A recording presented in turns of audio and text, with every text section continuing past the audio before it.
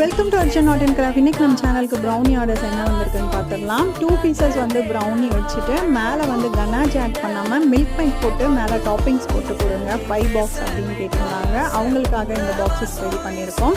அதுக்கப்புறம் 1/2 kgயில் nuts ப்ரௌனியும் triple chocolate ப்ரௌனியும் கேட்டிருந்தாங்க. அதுக்காக இந்த பாக்ஸ் ரெடி பண்ணியிருக்கோம். இது வந்து பிளைன் ப்ரௌனி வந்து ஒரு 1/4 kgயில் கேட்டிருந்தாங்க. அதுக்காக இந்த பாக்ஸ் வந்து ரெடி பண்ணியிருக்கோம்.